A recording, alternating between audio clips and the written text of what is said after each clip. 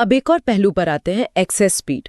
हमने शुरू में कहा था एरे में डायरेक्ट एक्सेस तेज है। हाँ। लिंक्ड लिस्ट में ऐसा नहीं है। अगर आपको मान लीजिए 50वीं नोड तक पहुंचना है तो आपको पहली नोड से शुरू करके उसके पॉइंटर से दूसरी पर, दूसरी के पॉइंटर से तीसरी पर, ऐसे करते करते 49 नोड्स पार करनी पड़ेंगी। ओह, मतलब एक एक करके जाना पड़ेगा, सीधा नहीं जा सकते? नहीं, सीधा रास्ता नहीं है, आपको लिंक फॉलो करना ही पड़ेगा। इसे सीक्वेंशियल एक्सेस कहते हैं। तो जाहिर है इसमें ज्यादा टाइम लग सकता है, खासकर अगर लिस्ट बहुत लंबी हो। तो संक्षेप में कहें तो अगर हमें डेटा जल्दी जल्दी एक्सेस करना है, किसी भी एलिमेंट पर तुरंत पहुंचना है और साइज मोटा मोटी पता है, तो एरे शायद बेहतर है। सही। और अगर हमें साइज का अंदाजा नहीं है या बीच में बहुत सारे इंसर्शन डिलीशन करने हैं, तो लिंक्ड लिस्ट ज्यादा फायदेमंद हो सकती है, भले ही एक्सेस थोड़ा धीमा हो। बिल्कुल सही कहा आपने, यही मुख्य अंतर है।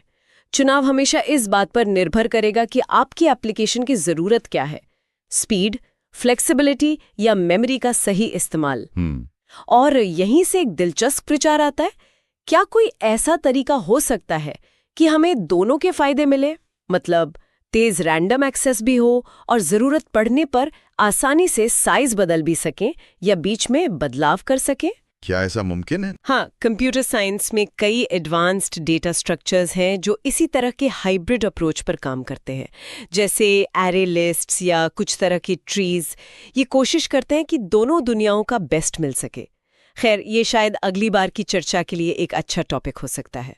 हाँ, जरूर। ये सोचने वाली बात है कि इन बुनियादी बिल्डिंग ब्लॉक्स को मिलाकर कैसे और बेहतर चीजें बनाई जा सकती हैं। बिल्कुल।